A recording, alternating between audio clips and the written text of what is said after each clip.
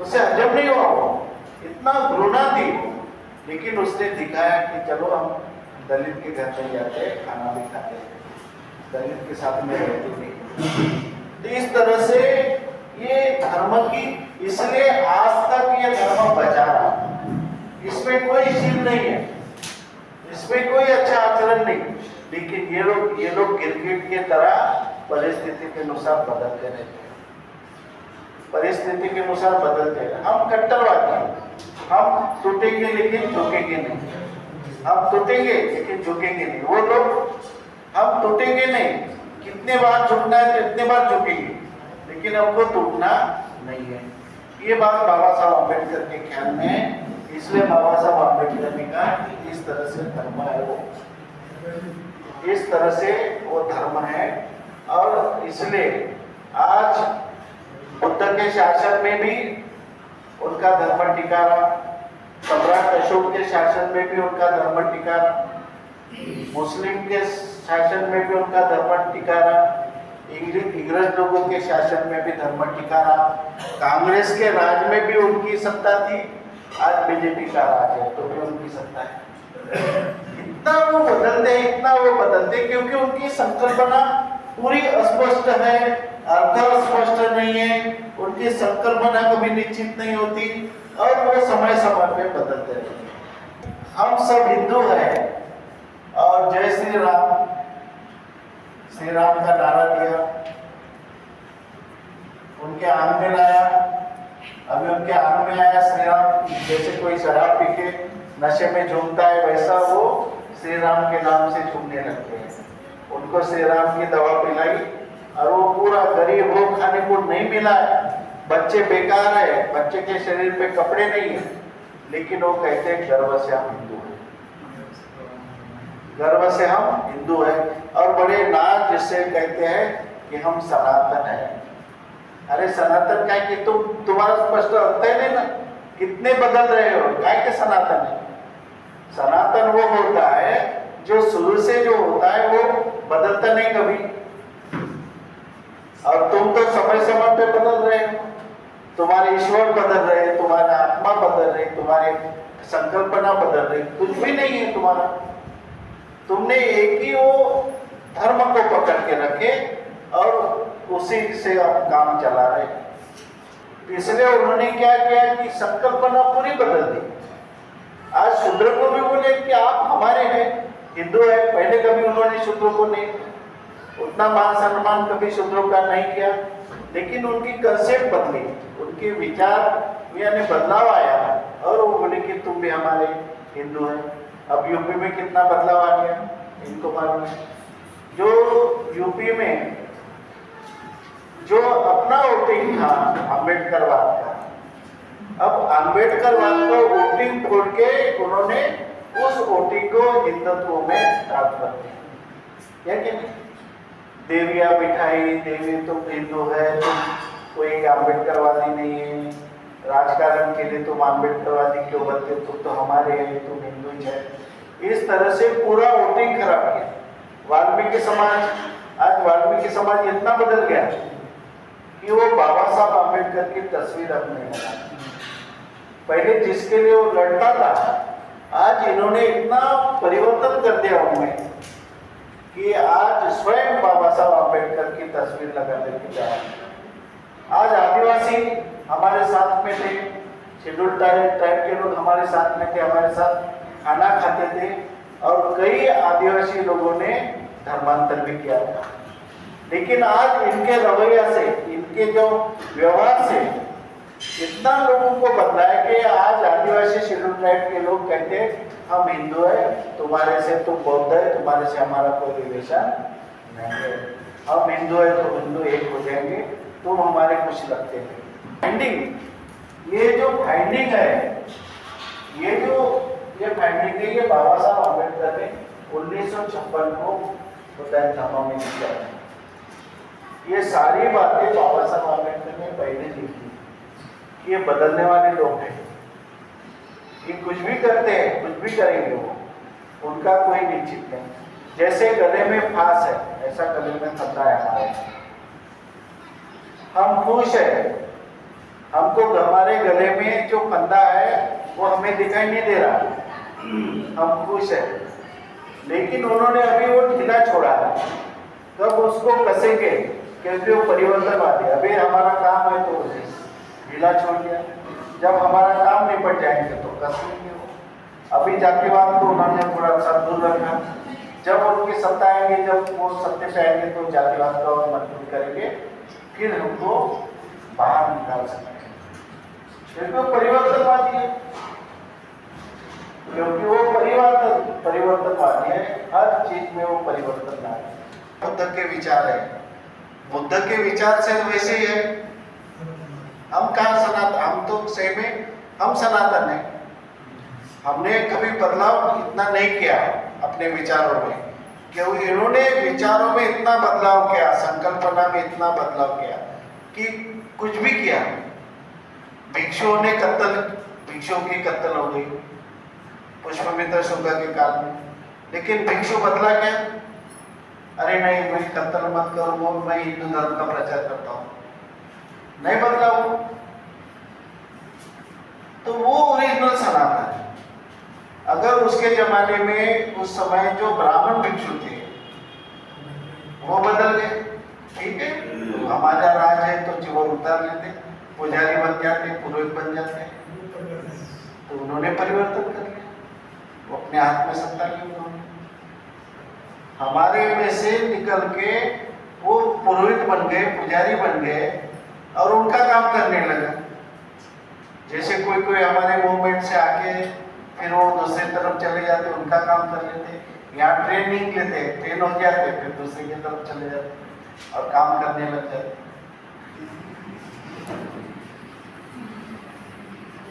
आज दूसरे सत्र में जो विषय चल रहा है इसमें से मुझे दो चार बातें जरा नहीं लगी, मेरी समझ में है, वो मैं आपके सामने रखना चाहता हूँ। जी जो सब्जेक्ट पे बोल रहे हैं उसमें मुझे दो तीन बातें बहुत महत्वपूर्ण लगी,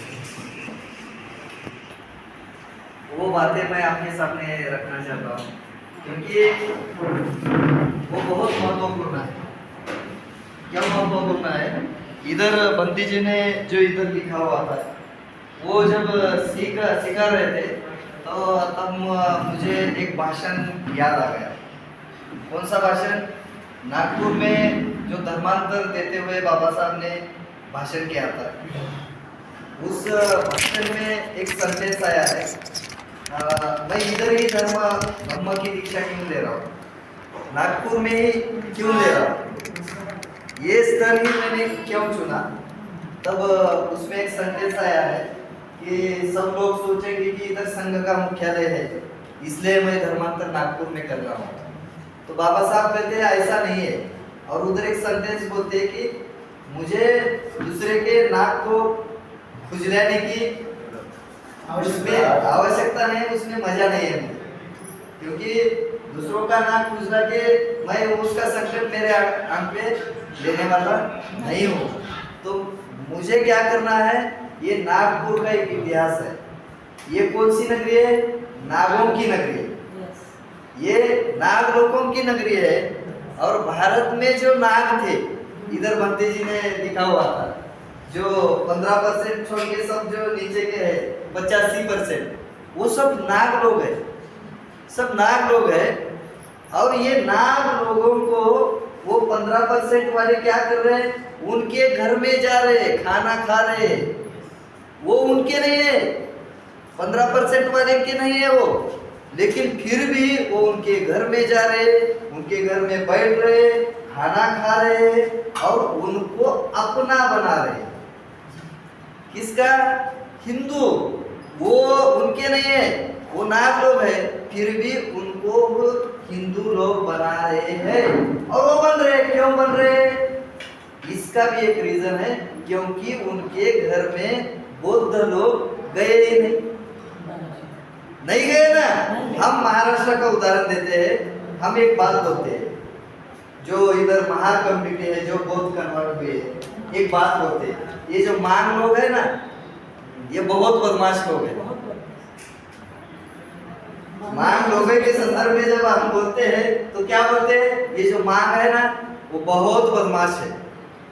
अगर समझो मेरे दो भाई है दूसरे, और मेरे घर को छोड़कर तीसरा आदमी आता है मेरे घर में, और मैं मेरे भाई को अच्छा नहीं बोलता, लेकिन तीसरा आदमी आता है और मेरे भाई को गोड़ गोड़ मीठा मीठा मीठा मीठा बोलता है, तुम बहुत अच्छे हो, तुम ऐसे हो, तुम वैसे हो, वो बहुत गोड़ मीठा मीठा उसको बोलता है। वो भाई क्या करेगा? मैं उसको गालियां देता हूँ, तू ऐसा करता है, तू वैसा करता है। मेरा भाई है, ब्लड का रिलेशन है, मैं क्या कर रहा हूँ उसको गालियां दे रहा हूँ, और बाहर का आदमी आके उसको मीठा मीठा बोलता है। उसको क्या लगता है मालूम? ये ब्लड का मेरा भाई है, लेकिन ये अच्छा नहीं है, वो अच्छा। इसको खदेड़ दो। किसको स्वीकारता है वो? जो बाहर का आया हुआ है ना, वो उसको स्वीकारता है, और वो मेरा भाई मेरे विरोध में जाता है, मेरा भाई और मेरे विरोध में काम करता है। ये क्यों हो रहा है? क्यों हो रहा है? क्योंकि मैंने मेरे भाई को अच्छा नहीं बोला। ऐसा ही है जो नाग लोग है, इधर जो बुद्ध जब घर से निकले तो कोई वो उनके जाति के लोगों के लिए उन्होंने काम नहीं किया, उनकी जाति के लिए उन्होंने काम किया क्या?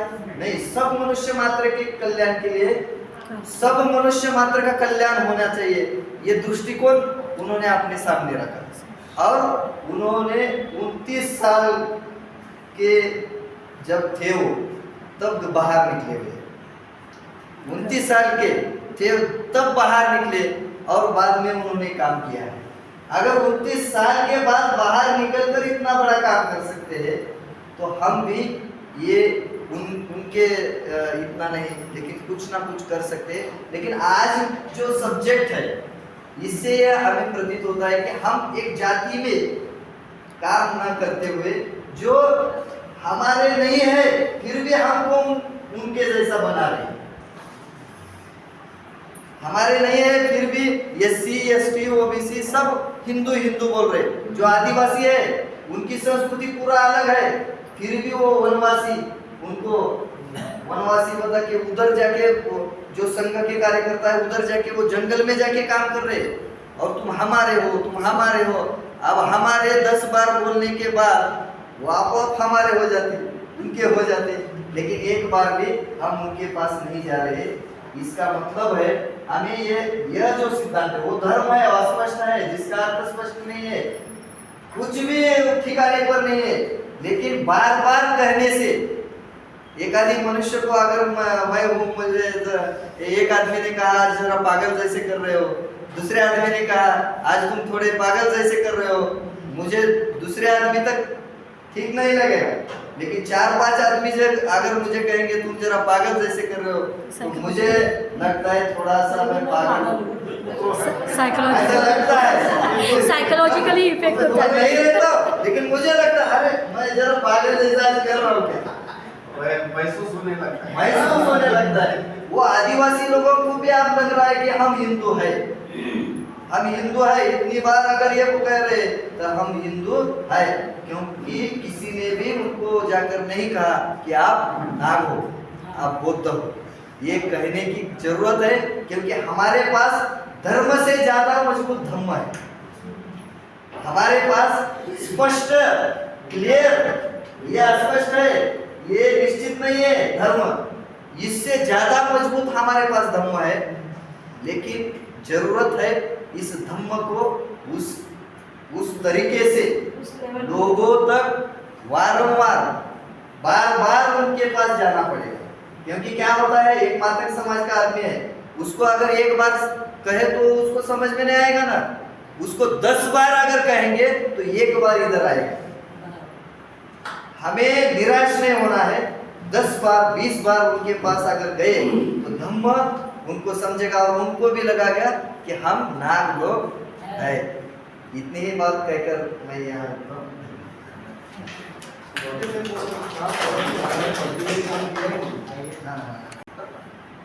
हम देख रहे हैं कि धर्म कोई उनका स्पष्ट नहीं है, वो बार बार बदलता है। भंते जी ने बोल दिया, बाबा साहब अम्बेडकर ने भी इनके बारे में ये कैसे बदलते हैं उस बारे में बोला है। पहले ये सब वैदिक थे, पहले ये सब वैदिक धर्म के थे, बाद में ये ब्राह्मणी धर्म के बने, और उसके बाद आज जो उनका धर्म है वो हिंदू है। जब वो वैदिक थे, बुद्ध ने उनके साथ संघर्ष किया, जीते। 1200 साल तक अपना बौद्ध धर्म भारत के ऊपर राज किया। बाद में पुष्यमित्र शुंग आए, उन्होंने हमारा जो आखिरी राजा था उसको कपट नीति से मारा, फिर राजपाट हाथ में लिया और मनुस्मृति उन्होंने अपने राज में लागू कर दिया। तो जब वे वैदिक थे तभी वेदों का राज था। फिर मनुस्मृति आई, मनुस्मृति आने के बाद फिर जाति व्यवस्था आई, और हिंदू ये धर्म बहुत कुछ पुराना नहीं है। 1950 को जब संविधान आया तो अब नई व्यवस्था बनी, जिसको हम डेमोक्रेसी बोलते हैं, जिसको हम लोकशाही बोलते हैं। और डेमोक्रेसी में जिसके हाथ में सत्ता होती है तो वही राजा होता है। जैसे धर्म के सत्ता जिनके हाथ में है वही राजा, वो अभी तक वो राजा की पदवी वो खुद एक्सेप्ट करके चले। लेकिन डेमोक्रेसी जब आई 1950 में, जब संविधान आया, तब बात बदल गई। आज ऐसा है कि ये तो अल्पसंख्यक है, हम बोलते हैं कि हमेशा बदलते हैं। अभी अभी हमारे एक मित्र ने बोले कि वो सबके पास जाते हैं, हम नहीं जा रहे। वो सबके पास जाते हैं, आदिवासी के पास जाते हैं, सरकार के पास जाते हैं, सबके पास जाते हैं। क्या मकसद है? क्या उनको उनका धर्म बढ़ाना है? इसलिए क्योंकि सत्ता उनको हाथ में चाहिए। सत्ता रहेगी तो धर्म ऑटोमेटिक वो बढ़ा सकते हैं, और सत्ता के लिए लोग चाहिए, तो वहाँ उनकी संख्या बढ़ानी है। और ये क्यों करते हैं हम उसका एनालिसिस नहीं करते। आज उनके पास कितने फुल टाइमर है पता है? फुल टाइमर का कितना पगार है पता है? आज हमारे पास कितने फुल टाइमर है? हम क्यों नहीं जाते हैं? अरे हमारे को हमारा घर संभालने के लिए वक्त नहीं है। और जिनके पास वक्त ही वक्त है, जिनके पास बहुत सारा पैसा है, बस वो समाज से दूर है।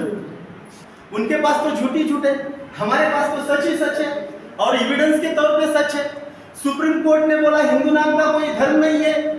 ये कितनी बड़ी बात थी हमारे लिए, इसका कितना अवसर उठाना चाहिए था। हम संगठन है, संघ है, लेकिन ये नजरिया है, ये विजन है क्या हमारे संगठन के पास, हमारे संघ के पास ये विजन है क्या? सवाल यहां से शुरू होता है। इसलिए साथियों, मुझे ये कहना है कि परिस्थिति हमारे हाथ में है, लेकिन उसका लाभ नहीं उठा पाते हैं। बाबा साहब ने इसकी सब तरतूद करके गए। आज हमारे पास फुल टाइमर क्यों नहीं है? क्योंकि हम बोलते हैं हमारे पास पैसा नहीं है। हमारे पास संगठन है लेकिन पैसा नहीं है, तो फिर पैसा जो देता है उनके माध्यम से हमारा संगठन चलता है। फिर जब वोटिंग आता है तो फिर पैसा उनका लेता है, तो हम उसको वोटिंग देते हैं। हमारी सत्ता आएगी कब? और बाबा साहब ने ये बोल के गए कि हमारे उत्पन्न का 20वां भाग यानी 5% हमको देना है। किसको देना है? सामाजिक मूवमेंट को, राजकीय मूवमेंट को। किसको देना है? 5%। धम्म की मूवमेंट को देना है, धम्म की मूवमेंट को देना है। यही संगठन हमारा, एक ही संगठन, सब बौद्धों का भारत के अंदर का एक ही संगठन होता, और पूरे भारत के अंदर के हमारे लोग हमारे उत्पन्न का अगर 5% देते, कितना पैसा वो संगठन के पास होता? कितना पैसा वो संगठन के पास होता? हम कितने फुल टाइमर हम उसके ऊपर काम पे लगाते। धर्म और राजकारण अलग नहीं समझा, लेकिन हमारे लोगों ने धर्म और राजकारण अलग समझा। इतना अलग कि धर्म के लोग बोलते हैं राजकारण से हमारा कोई मतलब नहीं है, और हमारे पॉलिटिकल लोग उनको कभी बिहार में आते ही नहीं है, वो बोलते हैं हमारा धर्म से कोई संबंध नहीं। लेकिन मैं बाबा साहब का एक सेंटेंस आपको बताना चाहता हूँ। बाबा साहब कहते हैं कि मेरी धर्म की संकल्पना अलग है कि मैं इस धर्म के लोग जो उनको मैं वकील, डॉक्टर, बैरिस्टर और प्रधानमंत्री बनाना चाहता हूँ। तो प्रधानमंत्री किससे बनते हैं? धर्मों के माध्यम से बनते हैं या पॉलिटिक्स के माध्यम से? अगर प्रधानमंत्री पॉलिटिक्स के माध्यम से बनते हैं और बाबा साहब अगर कहते हैं कि मेरी धम्म की संकल्पना ऐसी है, तो धम्म और पॉलिटिक्स को बाबा साहब ने अलग नहीं किया। और ये पूरी की पूरी बाबा साहब की जो थ्योरी है वो उन्होंने उठाई है और वो सक्सेस है। काम करते हम प्राइम मिनिस्टर बना सकते हैं, जो बाबा साहब की संकल्पना है वो उन्होंने सिद्ध करके दिखाई। इसका मतलब बाबा साहब जो भी बोलते उनके ऊपर उनका विश्वास है, हमारा विश्वास नहीं है, या शायद हम बाबा साहब को समझ नहीं पाए। और इसलिए साथियों, सिर्फ बोलने से कुछ नहीं, सोल्यूशन होना चाहिए। ये जो आपको 100% हम एक्सेप्ट करना चाहिए, उनके ऊपर विश्वास रखना चाहिए, क्योंकि उन्होंने जो भी कहा है, जो भी हमको दिया है, वो हमारे और देश के कल्याण का है। उसको हम समझना चाहिए और हमारी बुद्धि लगाने की कोई जरूरत नहीं। उन्होंने सब रणनीति हमारे सामने रखी है। वो रणनीति के बारे में बोलेंगे तो और मेरे को 1 घंटा जाएगा, लेकिन मैं आपको बोलता हूँ कि बाबा साहब, ये जितने संगठन बाबा साहब ने हमको दिए, उनके अंदर बाबा साहब की एक रणनीति है। और रणनीति अगर हम समझे तो मेरे ख्याल से आज जो उधर है वो हमारे ही भाई है। तो यहाँ आने के लिए देर नहीं लगेगी, बस हमको वो विजन लेके हमको काम करना चाहिए। जय हिंद।